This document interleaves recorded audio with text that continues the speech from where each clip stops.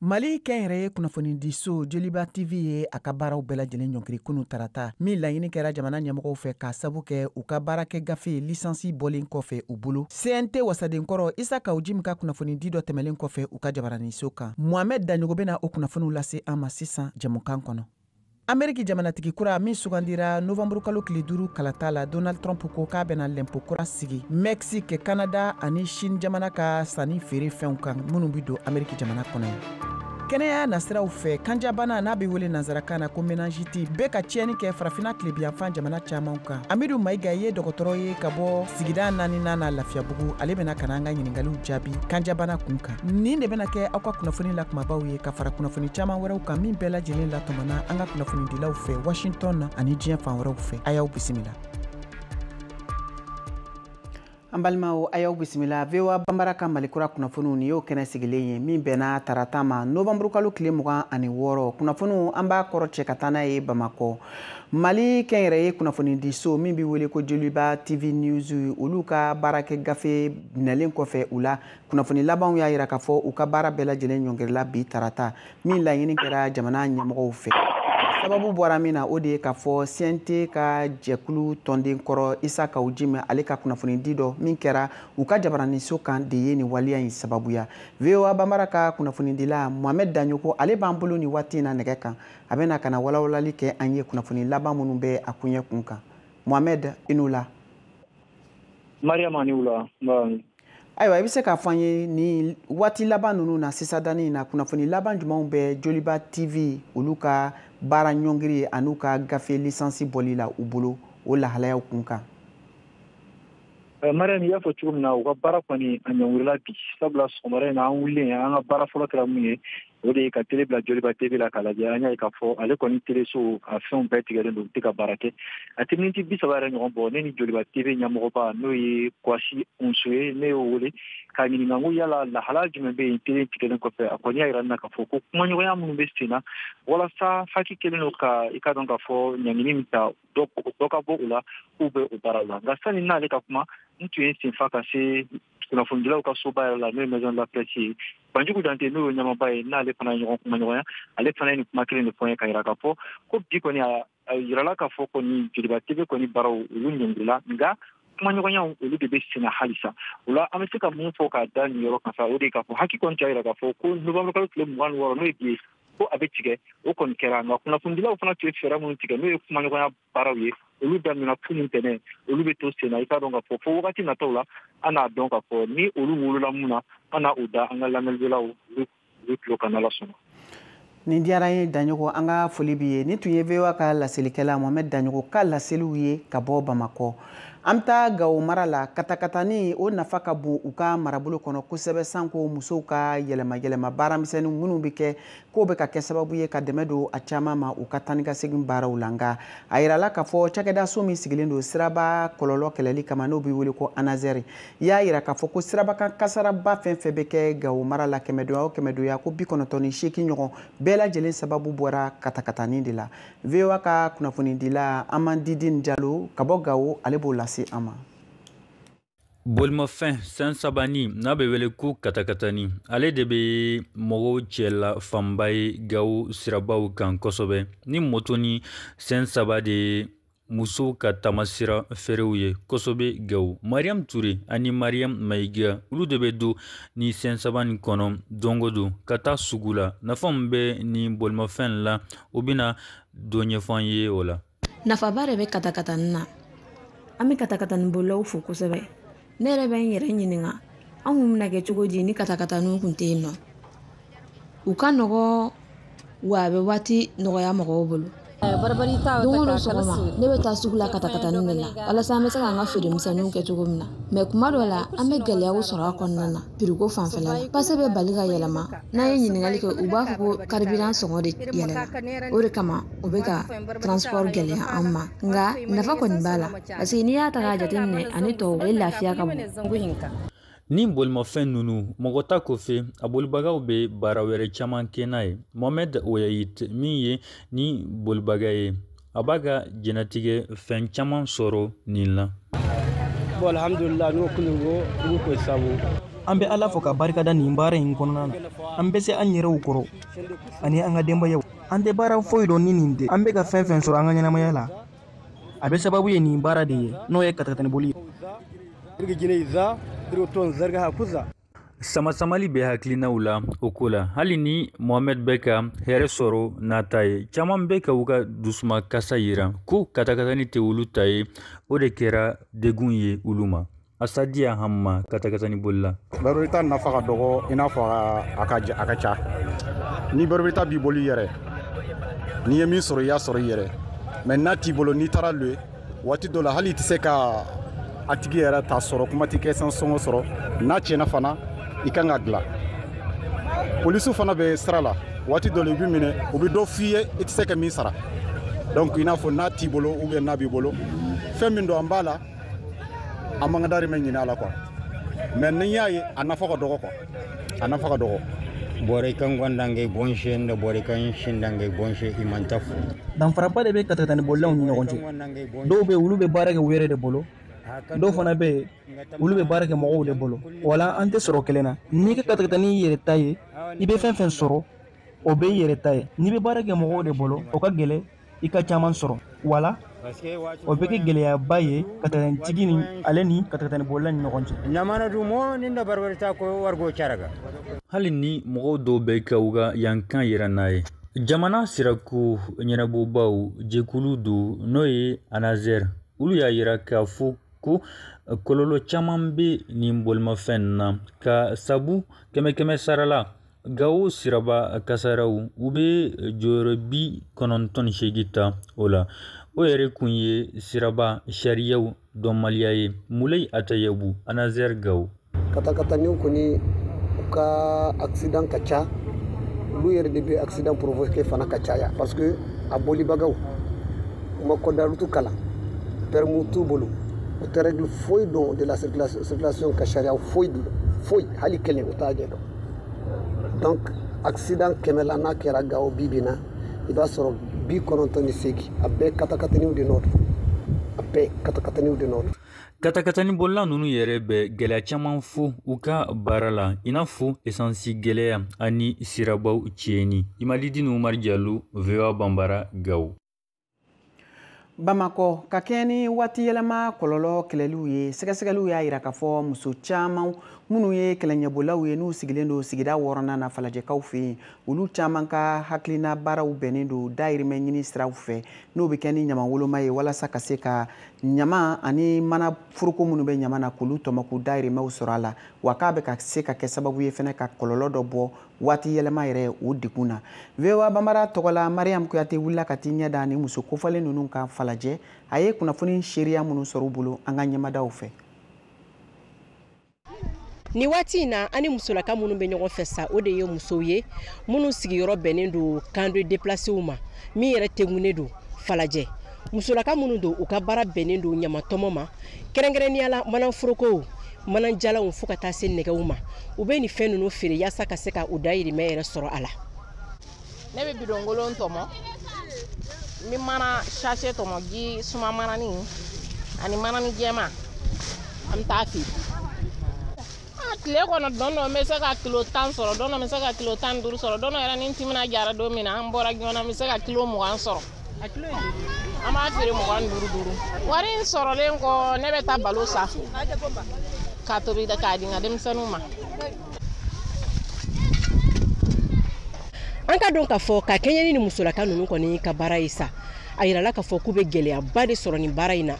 sabula ɲama nɔgɔ b'a la nɛgɛw b'a la fɛn ɲɛnamaw b'a la minnu yɛrɛ bɛ se ka degun lase adamaden yɛrɛ ka kɛnɛya ma. Wagabo yɛrɛ b'an kɛ kuma dɔ la parce que an bɛ wuli yan 4 heures tiɲɛ yɛrɛ la dumuni ko gɛlɛya b'an na parce que an bɛ nɛgɛ de feere ka sɔrɔ ka dumuni san an bɛ nɛgɛ de feere nɛgɛ kilo 20 de kuma dɔ la i bɛ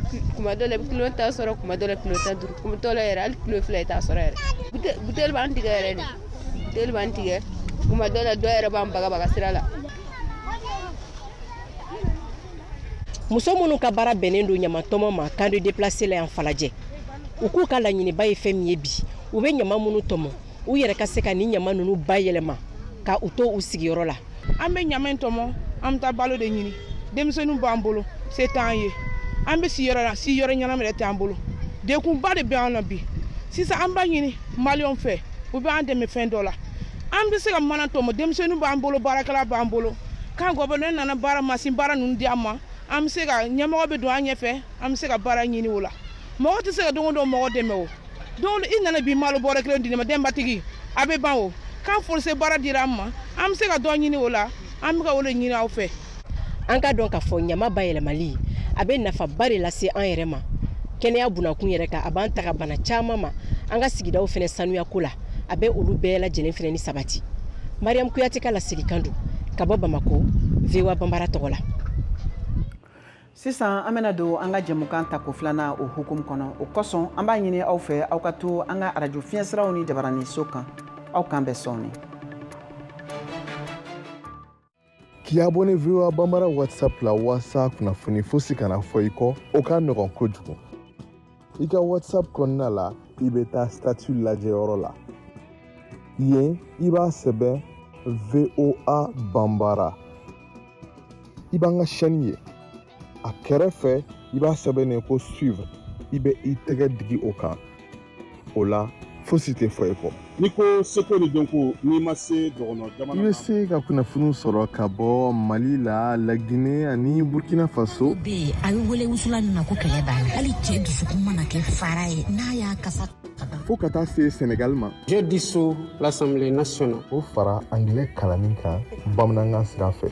nɛgɛ ɲɛ kɔnɔntɔn o de bɛ yen is 9 o'clock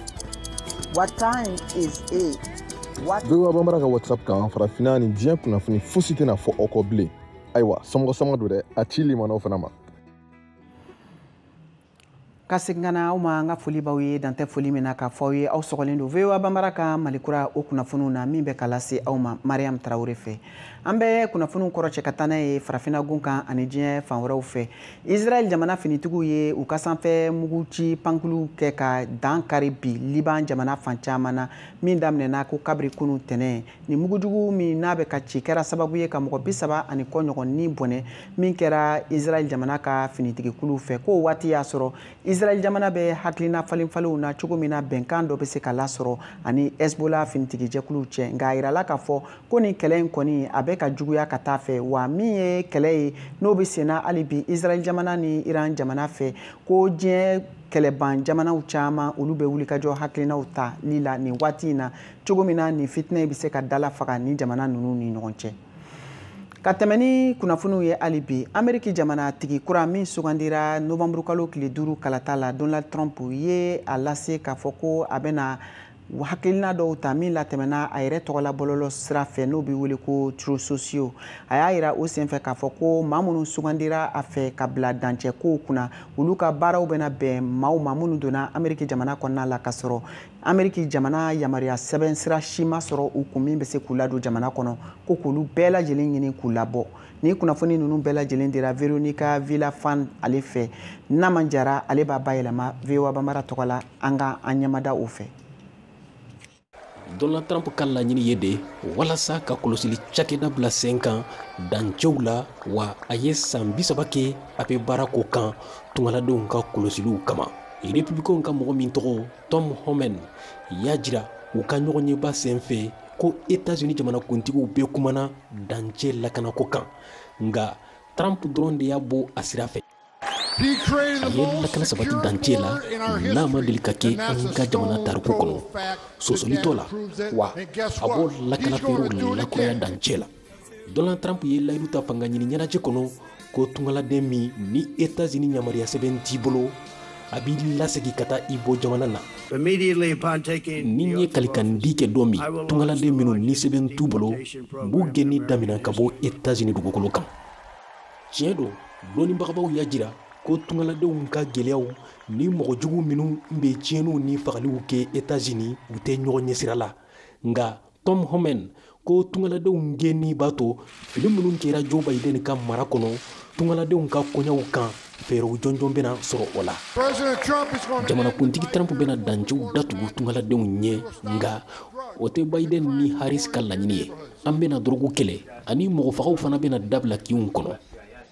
Tom Homan tun ye waatinin kɛ ɲɛmɔgɔya la tungaladenw ka cakɛda la ani a kɛra sababu ye douaniers ka sariya sigira sen kan dancɛ la Donald Trump ka sarati fɔlɔ kɔnɔ. O waati la a ye dɔ fara tungaladenw hakɛw minnu gɛnna ka bɔ États-Unis n'u sera fo 100 mɔgɔ 40 ma. An bɛ waati min dɔw bɔra tungaladenw nali la bawo lakana sabatira kosɛbɛ dancɛ la ka tɛmɛ san 45 tɛmɛnenw na. Tungaladenw ka dɔgɔdɔgɔdi nali États-Unis kumaw banbanu kan kosɛbɛ ɲinan kalata in na. O kama Francisco Rodriguez jateminɛkɛla dɔ politiki la ko Tom Homan tɛna hinɛ tungaladen min ni États-Unis ka yamaruya sɛbɛn t'i bolo. N'i ye mɔgɔ fagala de hali n'a y'a sɔrɔ i ni somɔgɔw bɛɛ de bɛ balo États-Unis, Tom Homan k'a bɛ i ni somɔgɔw bɛɛ bɔ États-Unis dugukolo kan k'i lasegi ka taa i bɔ jamana na. Desi Byers ye wasaden kɔrɔ ye Floride. Trump kɛlen ka Tom Homan sugandi tungaladenw ka kɔlɔsili cakɛda ɲɛmaya la ko kangarida dɔn ka ɲɛsi dunanw ma États-Unis. N'i tɛ jamana woloden ye walima ni sɛbɛn t'i bolo i ka to nin jamana in kɔnɔ tugun a ka gɛlɛn bawo i bɛ se ka gɛn ka bɔ tuma bɛɛ. Ne ka kuma ɲɛsinnen bɛ tungaladen miliyɔn ninnu de ma ni sɛbɛn t'u bolo ni Joe Biden ye sariya sɔsɔ ko nati an ka jamana kɔnɔ kabini sisan a y'a lajɛ k'a ka minɛnw jɛli daminɛ.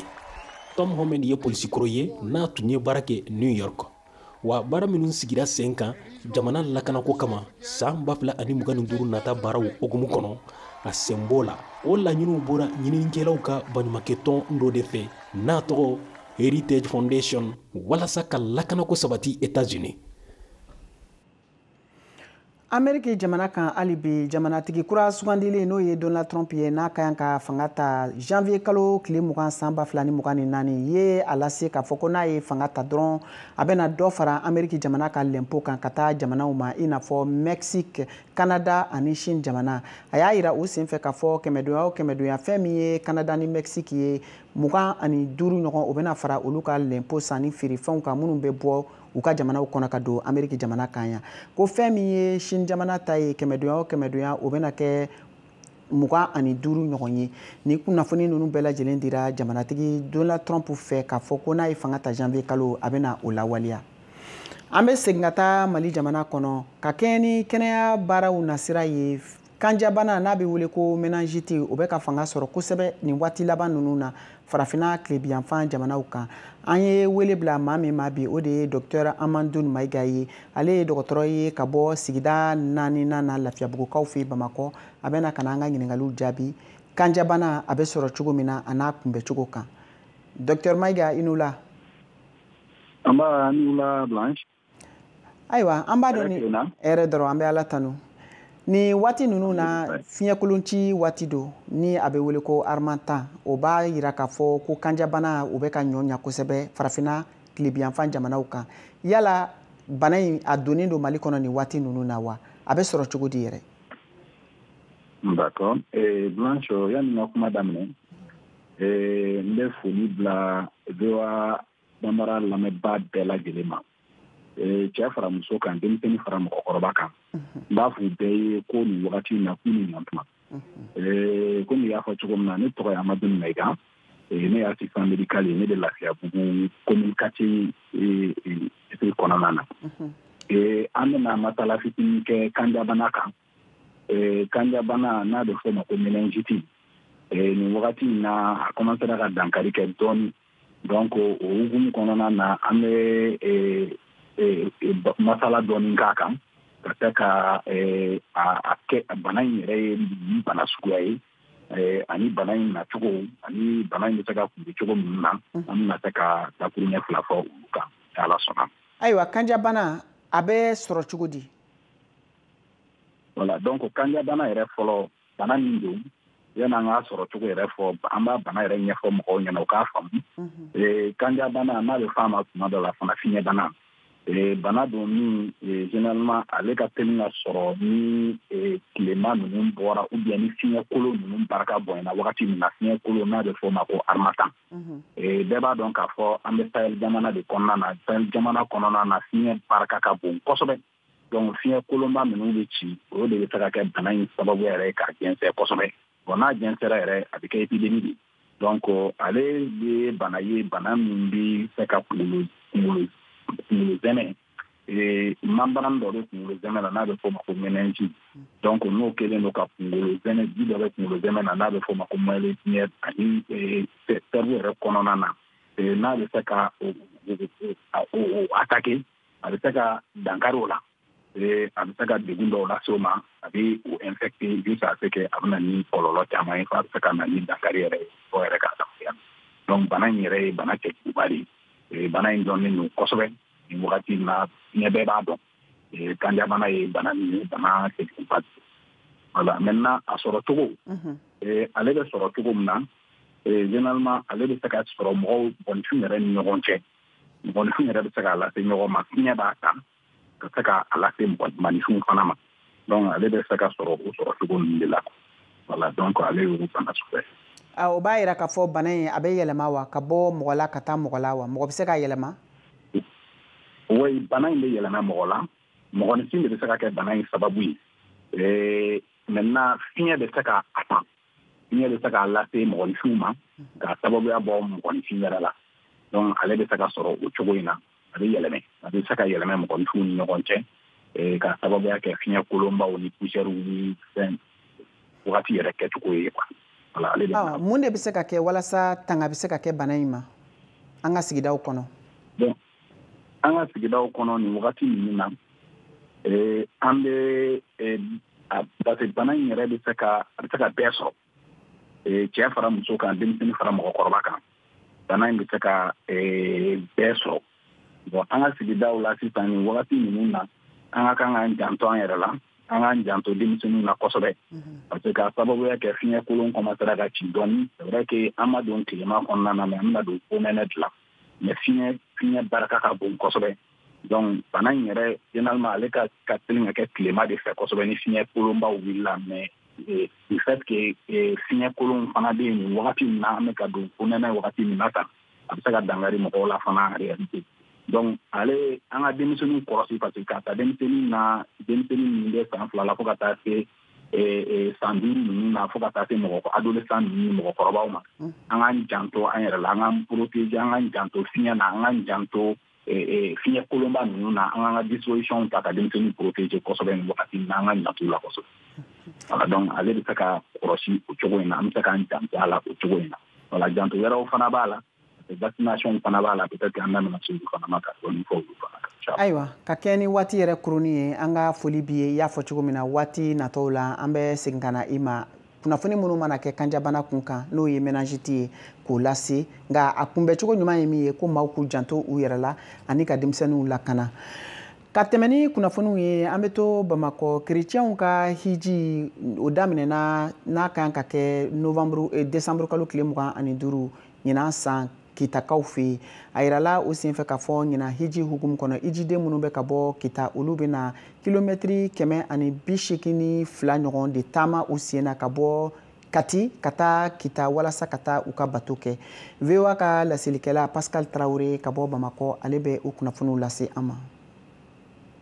Sifu n'u ka minɛnw u kan na dɔw fana n'u u ta u bolo la cɛkɔrɔbaw ani kerecɛn dinɛmɔgɔ dɔw olu caman bɔra Segu Fana Bamako ani Kati dugu kɔnɔ walasa k'u sen don hiji taama kilomɛtiri 282 sira kan ni o bɛ taa laban kita. Vincent Zerbo ka bɔ paroisse Sacré-Cœur la Bamako ni ale ye hiji taamakɛlaw ka jɛkulu dankan ye bɛ ɲɛfɔli k'an ye. An jeunes ye marché daminɛ en 2005 ɲinan san 15 ye bon yan'an ka daminɛ cɛkɔrɔba dɔ tun bɛ ko Michel Keita donc ale fɔlɔ de ye tagama daminɛ en 84 donc an jeunes nana ka na daminɛ 2005 donc marche yɛrɛ la jeunes min na u bɛna n'o haminanko ye bon ɲinan thème yɛrɛ b'a fɔ jeunes du Mali ensemble pour le Mali 3 donc diocèse bɛɛ représenté len don yan nɔ paroisse bɛɛ représenté len don. O siratigɛ la Abbé Wilfried Guignan Mɔnpɛri ka bɔ Burkina Faso ale b'a sinsin hiji taama kan sabula nafaba de b'a la o de kama ale ni a mɔpɛri ɲɔgɔn caman b'u sen don hiji taama in na. Taama seni min don a nafa tɛ se ka fɔ ka ban grasiya taama de don farikolo jagabɔ taama de don wa an mɔnpɛriw bɛ an ni don o la walasa ka jeunes taama senukɛlaw ka olu dɛmɛ ka to ka bato fɔ don o don sani an ka taamasenw daminɛ donc ne kɔni bɛ se ka min fɔ o ye ko nin taamasenw tiɲɛna i mana kɛ ni hamina fɛn fɛn ye basinu mariya yɛrɛ bɛ o lase wa o gracia o bɛ di i ma. Charles Berthe iji taamana a bɛ san caman bɔ sisan b'a jira ko ni ale ma taama ka taa iji kɛnɛ kan bɛɛ kɛ i n'a fɔ ale ma iji kɛ. Ne ta in kɔni kɛra i b'a fɔ k'a kɛra virus ye ne la san o san ni taama waati sera ni ne kɔni ma se ka taama ka taga ani fɛn bɛɛ ka kan ne ma an bɛ taa an bɛ delilu kɛ an bɛ laɲiniw kɛ laɲiniw bɛ sabati mais n'a ma sabati o kɔrɔ tɛ ko ala ɲinɛn'i kɔ an kɔni tɛ décourager taama na. O hukumu kɔnɔ Elisabeth Jara sinfikura iji taama na b'a ka kɔnɔgan jira sira kan hali ni ale taakun ye wale ɲuman dɔ ye. Bon siranin do dɔɔni mais ni ala ka jɛ a bɛ nɔgɔya. Ne kun ye layidu ta bamariya seni ye ni sela ka examen dɔ sɔrɔ n yɛrɛ bɛ tagama ka taa a wale ɲuman dɔ a ka ɲuman kɛlenw ko la n'o examen sɔrɔla n yɛrɛ b'a laɲini ɲina ka taa wale ɲuman dɔ k'a ye. K'a dɔn k'a fɔ iji taamana y'o kun da kita kan tɛnɛ don sɔgɔma église bɔlen kɔ o taamase bɛ kɛ tile 4 de kɔnɔ. Pascal Traoré, VOA Bamara, Bamako. Ka da nin kan sisan Siyaka Traoré ale bɛna farikolo ɲɛnajɛ kunnafoniw lase. Senatolanta bunagun kan farafinagun kan Coupe de la Confédération n'an ko coupe kafu o ɲina saison 2024 phase de groupe ɲɔgɔndanw daminɛna min ye Stade Malien de Bamako ye Mali cɛbɔ ale bɛ kɛnɛ kan ale ni Afrique du Sud Stellenbosch ka ɲɔgɔndan de bɛna tan sini araba novembre kalo tile 17 san 2024 na ni nɛgɛ tan wɔɔrɔ dana gosira Mali heure la a ɲɔgɔndan bɛ daminɛ Stade du 26 mars la Bamako labɛnniw bɛ senna Mamutu Kane Murule degeli karamɔgɔ ale ni a ka cɛdenw fan fɛ ka da kan ɲɔgɔndan in bɛna tan walasa Stade Malien de Bamako ka se sɔrɔ Afrique du Sud Stellenbosch ɲɛkɔrɔ an ka Mamutu Kane Murule lamɛn Stade Malien de Bamako degeli karamɔgɔ. Élémentaire directeur Major Paul de don donc a fɔ an bɛ bi dɔn ou bien 2 billes de petit France Côte de ou bien 1 billet de petit France Côte de non n'an sera bi kelen don on va essayer de conserver n'an sera bi filan don on va essayer de conserver pour que an kana bi ta et bi de toute la façon an ka bi ka caya n'u ka bi dɔrɔn c'est les 3 points qu'on fait an bi yɔrɔ min na on est prêt an bɛ an yɛrɛ pressé no bantan ka daminɛ pour que an ka don compétition la parce qu'on a tellement attendu ça an y'a kɔnɔ k'a kɔnɔ maintenant a sera a selen kɔni alhamdulilayi rabbil alamina an bɛ to bɛ kɛ fɛn o fɛn bɛ se a to ɛsɛ bɛ se ka 3 points sɔrɔ n'ala sɔnna ma an b'o kɛ ne ni n ka bɔntɔnaw et on peut compter sur les supporters non supporters tɛ an tɛ foyi ye ni supporters tɛ an tɛ exister yɛrɛ ne y'a fɔ ça c'est les supporters ne y'a fɔ ça c'est les dirigeants ne y'a fɔ c'est tous ceux qui sont autour de ça. Moi je pense que tout le monde est conscient bɛɛ conscience bɛ bɛɛ la tout le monde est optimiste par rapport à ce match inchallah blanc gagne n'an sera ka bi jɔlen dɔrɔn a bɛ se ka kɛ force an bolo mais an bɛ taa pour que an bɛ fɛn bɛɛ kɛ pour que an kana bi ta parce que équipe ka ɲi dɔ de y'a fɔ sisan k'u bɛ déplacer ka ɲɛ non an ta tɛ déplacement k'an b'an yɛrɛ fɛ yen on va mettre la pression sur eux pour qu'on puisse gagner le match. Stade Malien de Bamako senatolantana Youssouf Koulibaly ka fɔ la ɲɔgɔndan in bɛna tan ka se ɲini Stade Malien de Bamako senkɔrɔmanindubaw ɲɛkɔrɔ Stade du 26 mars la Bamako an ka Youssouf Koulibaly lamɛn. An b'a ɲini de ka premier match gagner pour que an bila confiance la ka match tɔw kɔrɔ. Condition bɛɛ yɛrɛ pour que baaraw bɛ se ka sabati. Alhamdulilayi condition bɛɛ bɛ yen nɔ alhamdulilayi an b'ala tanu. Welekan jumɛn bɛ ka se supporters ma. Bon an bɛ supporters ka welekan kɔnɔ toujours an b'olu de wele olu y'an ka 12e hommes ye n'olu bɛ yan nɔ n'an ɲɛ b'u la donc a b'an motiver ka taa fɛ donc an bɛ wele da bila u ma u ka na k'an soutenir n'Ala sɔnna a bɛ ɲɛ. Coupe de la Confédération n'an ko coupe kafu o ɲina saison 2024 phase de groupe ninnu kɔnɔna na Stade Malien de Bamako ka kulu o ye groupe B ye ka fara Stade Malien de Bamako kan Angola Luanda Sul Maroc Renaissance Sportive Berkane ani Afrique du Sud Stellenbosch VOA Bamara tɔgɔ la Bamako Siyaka Traoré kala selidu. An balimaw a y'a faamu cogo min na ne de bɛna dan sigi aw ka bi Malikura kunnafoniw na min labɛnna Blanche Sanu fɛ aw ni ce aw ka kulomajɔ la aw k'an bɛn waati wɛrɛ.